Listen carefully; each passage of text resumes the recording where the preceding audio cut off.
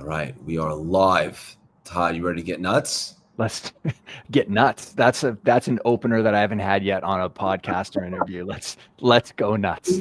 Let's do it. On today's episode of Playing Small is Canceled, we have a very exclusive treat. He is a total game changer in the world of mindset, high performance, and unlocking your full potential. And he's a best-selling author, a world-renowned mental performance coach, and the brilliant mind behind the transformative book, The Alter Ego Effect, which is changing lives and rewiring belief systems across the world. No big deal. For over 2 decades, he has mentored Olympic athletes, top CEOs, public figures, and entrepreneurs, helping them tap into the limitless power of identity and imagination to perform at their absolute peak. He teaches us that stepping into an alter ego isn't just fun, it's scientifically proven to elevate your performance and bypass the self doubt that holds you back. Big facts. He's just a juggernaut in all facets of life and a terrific human being. Please welcome the charismatic, empowering, creative, abundant, and elite Todd Herman. How you doing, Todd?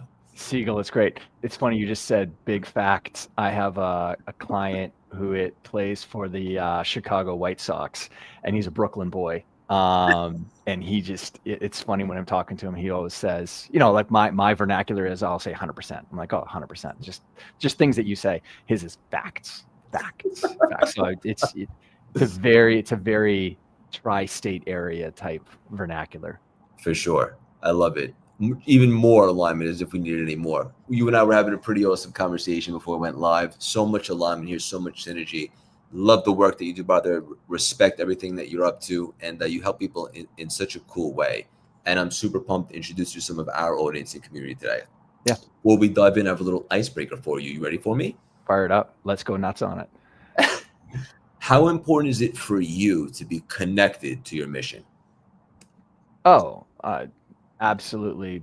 It's the part of the energetic force that drives you when you're having a shitty day, when things just aren't going your way. When you can ground yourself into some of the deeper purpose for why you want to show up the way you want to show up. Pretty straightforward, pretty simple. Yeah, no, I mean, it's pretty easy to say, quote unquote, aligned with a mission when,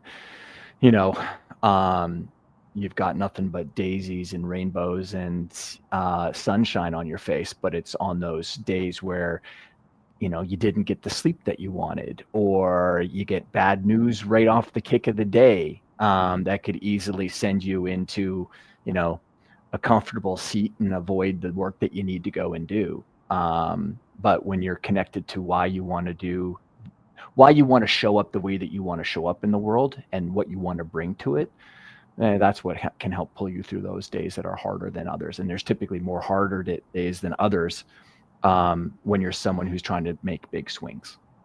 Beautifully said, brother. I love it. And it's so true.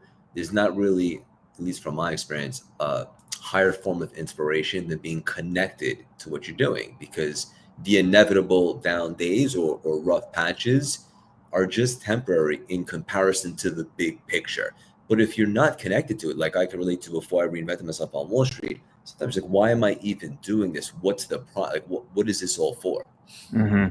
Well, I caution people all the time about the word why, because we're taught in spiritual traditions, self-help, personal development, leadership books to answer that question of why all the time. And the reality is there's way more value in what than there is why. And I'll explain that. So it's not that I'm so connected to, quote, the mission as it is the way that I want to go about doing the things that I'm going to go and do. So even in that sentence, the way I want to go about doing the things I want to go and do, at the very front of that sentence is the way. So for us human beings, which are going to be listening to the show or watching it, the way is the character traits that you want to bring to something. It's the values or the attitude that you want to bring to a situation or an activity that you're doing. And you have a lot more, as someone who works with, super high level athletes that are under a lot of scrutiny, or they're put into positions of a lot of pressure, the thing that they have way more control over is the way that they're going to go about performing when they're out there. So when you think about it that way, like there's certain traits that I want to bring to how I operate. And no matter what I go and do in the world, that can be sometimes largely out of my control, what I could be doing today, because the world might throw a bunch of crap at me.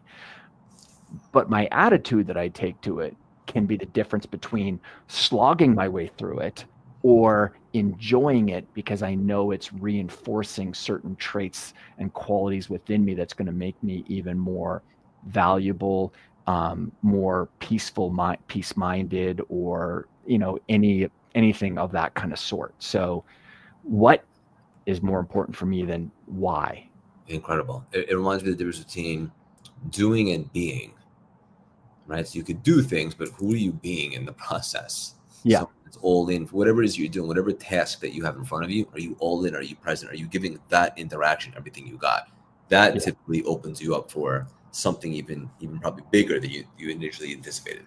And for the person who's listening who like might be a little bit more visually minded too, is if you think about two circles on a Venn diagram, I draw this out all the time. Like when I think about all the different frameworks and models that I've built out over the almost 30 years now that I've been doing this, to simplify something down into something that's practical and useful for people, is in those two circles, think about the word what and then way. And at the very center is where your peak performance might sit. So, there's the things that you need to go and do. That's the what part of things, or what is this going to entail for us to go and, create success. And then there's the way that you're going to go about doing it. And that's the kind of magical part of each individual. And that could be your attitudes, your perceptions of things, the spirit or the energy that you go about doing the activity. And if your approach to things, the way that you're going to approach it, is very much in alignment with how you're built, the way that you want to show up in the world, that's where really kind of magic can sit. And people can call it peak performance, flow state, zone, whatever. That's the fun part of what I get to go and do with people. Absolutely unbelievable. I know that you're very well known for being connected to the late great Kobe Bryant. I'm not sure if it was him or somebody else that said this, maybe Michael Jordan or Kobe, but basically the fact that they give every single thing that they have to every single play of every single game, because they never know who just bought a ticket and is watching them for the first time. And that reminds me of what you were just saying, just the way they go about it. Yeah, that's Kobe. Kobe said that. Yeah, and even just the way that they approach their practice, to use a now modern day and present day athlete who is at the peak of his sport, Connor McDavid, who's the an absolute phenom of an athlete. I get the chance to be around Connor many times, and the way that you see him practice, like he has highlight reel performances on ESPN every single week where someone goes, I've never seen that before. That was incredible. How can he do that at that rate of speed, be able to control the puck off of his skate and, kick it up to his stick? Well, the reason he can do that in a game is because every single practice and every single drill that he does in practice, he does it at full speed. There's no 75%, there's no 50%. And so that's just reps when you kind of break it down into something that's usable for all of us. At the end of the day, if you want to be great at anything, it takes reps. You need to do the reps. Now, what's the quality of those reps that you're doing? Are you putting everything that you can into that rep? Are you doing it with all of your intention, all of your attention, and then all of your energy? And if you're not, okay, so now you've got areas for improvement that you can lift up with each of those. I'm so glad you brought up the second part, because when you were talking, I was thinking, reps are definitely huge, but what if you're not giving your all to the reps and just going through the motions? And then you obviously said, but what about the quality of those reps? Yeah. Yeah. Absolutely. Unbelievable. This is great, brother. I can speak to you for 10 hours straight. I know we're going to do more things. One of the things you talk about in your epic book is this idea of suspending disbelief about what you think you can or can't do. I think Yeah. that sounds beautiful. I'm sure there's some people listening like, what exactly do you mean by that? Can you unpack that? Sure. So, one of the things that is a governor on anyone's individual level of performance or the vision that they might have for what they think that they can go and do in the world is how they perceive themselves. So your identity. And it's this kind of candy coated, crusted edge of ourselves. And so people might go, I'll use myself. I just spoke at an event in Boston, and there was 8,000 people in the auditorium at UMass. And they go, oh, well, he can go do it, but I wouldn't be able to go and do that. And we use that vernacular in our own head and in our self-talk all the time. Like, well, I couldn't go and do that. Or no one from where I'm from can go and do that. And that's because you have a perception of what you think you can and cannot do.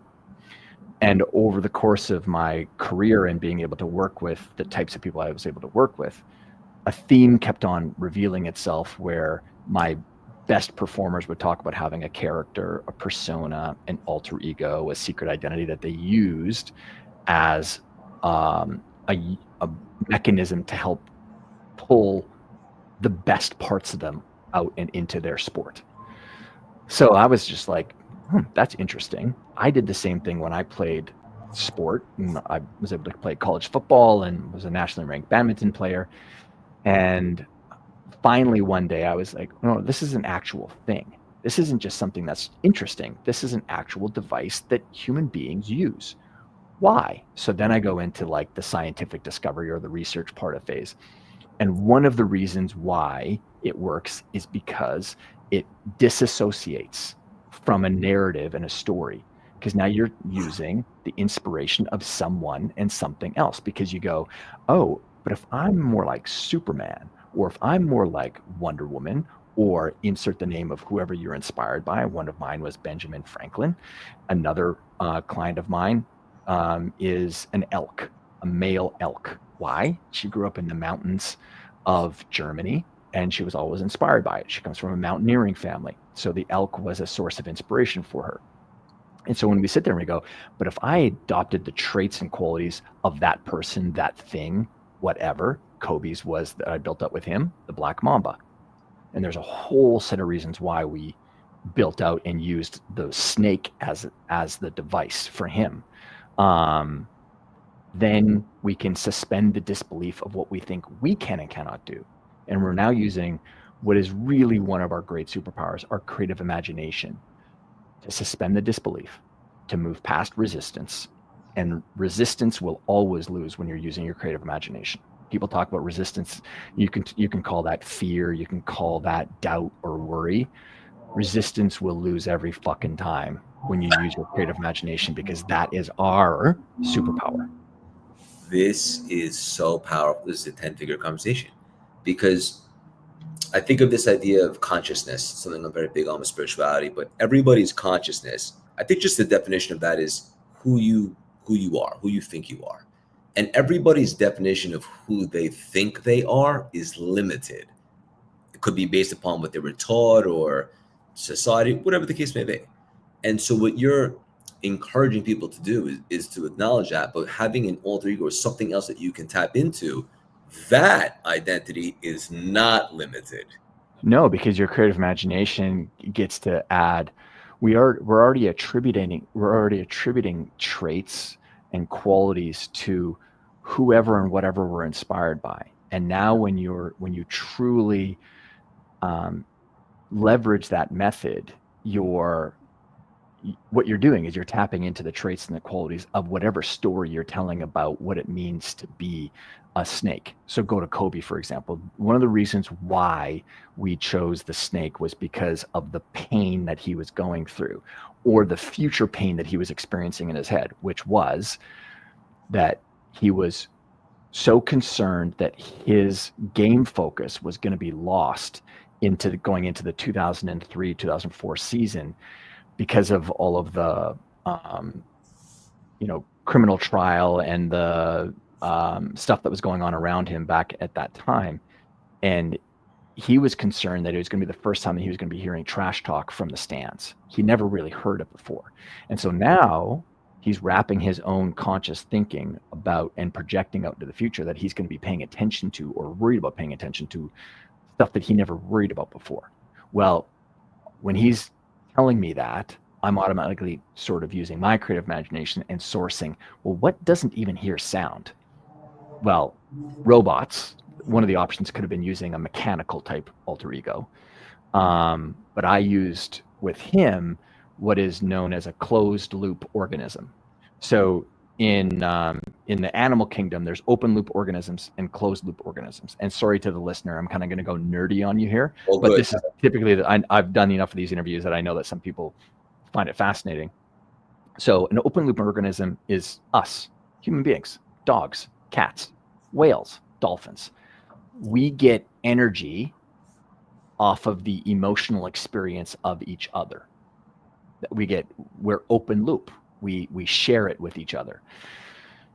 That's why if we did this interview in person in your office, it's going to have a very different quality than it is right now where we're interacting with technology. Still, because we're so skilled at what we do, we can make it entertaining for everybody, right? So we're open loop. Then there's closed loop organisms. They don't get emotional energy. They don't feed off of the experience of each other. Snakes, spiders are in that quality. So I wanted to shut down the emotional experience with that, the use of that alter ego for Kobe. So we indexed towards the snake. That was the original alter ego, was just a snake. But the other reason was because they don't hear things. There's no ears on the snake. They're not listening for anything. So if you're really going to suspend the belief of yourself and who you think you are, and you're going to truly tap into the snake, then you can't hear anything. And the moment that you hear something or you're listening to something, that means Kobe took back over again, and you need to re-engage. And so we create these triggers and these moments of transformation where someone can re-engage with that identity, and it's like a switch that happens. Switch in the documentary that just came out on Kobe's life, like that's literally the clip that they kept on using in their advertisement for the segment that I was in was, and then we flipped the switch. We use that vernacular all the time. We flip the switch. I'm just trying to give people real process and real methodology on how to go about doing that, because well, that's what I'm paid to do. It's a framework and a formula. I love it. What documentary just came out about Kobe? The Making of a Legend, the Kobe Bryant story on HBO. Is that new? Yeah, it came out like February, March of this year. So it's a three-part series that kind of follows his life. I'm all over it. Take it off right now. I get off on that stuff. I love it so much. So in regards to everything that you just taught us, makes absolute sense. There's a couple other topics. We won't get to them all today, but just the idea of being able to increase one's capacity and also remove doubt. Can we accomplish both of those things with a commitment to tapping into this alter ego? Or do you also teach up other strategies to do those as well? Oh, if you think about the way that I, going back to circles, triangles, and squares, which is, I'm dyslexic and I'm diagnosed ADD long before they kind of started handing these things out as cereal box cards to people. But so I think in pictures, and just to organize my world for people, there's kind of three circles that I pay attention to. There's the inner game of someone, there's the strategy game, and then there's the execution game. And those three circles are what I'm paying attention to. What tools can I give people? So the alter ego is just one of the tools that I would use with people. One other one that I would say, you brought up doubt. One of the things that is a thorn in the side of most people is literally the idea that you're not supposed to have doubt. I'm around some incredible talents in entertainment, sport, and business. Every single one of them has doubts. Every single one of them has doubts. And what I want, and they struggle with just like, I'm doubting myself. And I'm like, no, you're supposed to. That's just a part of the activity of the mind. But what's great about you is you're standing at the very top of your mountain or your industry. And yet you did it doubting yourself some of the time, not all the time. And one of your ways that you combat that doubt is work ethic. The one thing that is very difficult to help people with is overcoming doubt when they don't have the work ethic. Those two ingredients don't go together. You can't overcome doubt and not do the work. So my frame for most people is, no, do the work anyway. Do the work even if you do doubt. And then over time, we can create momentum. And then my job is to constantly shift your perspective and say, look at what you did. You did it anyway, and you doubted some of the time. And what happens is, for a lot of times with people, is when the doubt does creep up in the future, they go, yeah, but I'm going to do it anyway. So the doubt doesn't grip them emotionally as much over time because they know that fundamentally they're going to just keep going. And that's one of the great ways of combating doubt, is recognizing that it's going to be there. It's going to be waiting for you. Greet it with an open, hug, and go, hey, I appreciate it, but I'm going to keep moving forward anyway. I'm just going to leave you sitting here on the side of the road. What you don't want to do is sit with the doubt, commiserate with it on the couch, because it'll wrap its arms around you now, and it'll hold you there for a lot longer than you need to be. Yeah, beautifully. So I love that take on doubt. I was teaching last night. I was talking about this idea of certainty being the antidote to doubt, and what you just shared is a totally different approach, just as effective, if not more beautiful. The certainty can come then, Craig, from the knowledge that no matter what, you're going to go ahead and you're going to put the work in. You're going to do it anyway. That's where the certainty is. The certainty is, so now it's bringing it back to the vessel of you. My certainty is that I'm just not going to stop. I'm going to be relentless with my approach. And I know that all these other things that sit out there that could be, lassos or strings that could hold me back, doubt, worry, fear, rejection, judgment, criticism, they're going to be there, but I'm just going to keep moving anyway. And even the language of that, and I say that it's even in the voice in your own head. This is one of the things that we coach people on, is when you say it to yourself, you don't need to say it with such gritted teeth. You can say it with a relaxed way. It's like, I'm going to do it anyway. Like just that, like of course I'm going to do it anyway. Like almost like a playful energy. 100%. Big facts. We're going to put a pin in it right there. I know everyone's going to want so much more. We'll do some more things, almost like a cliffhanger. For our community that's going to want to immediately go deeper with you in some capacity, brother, what's the best way for everyone to stay involved in your movie?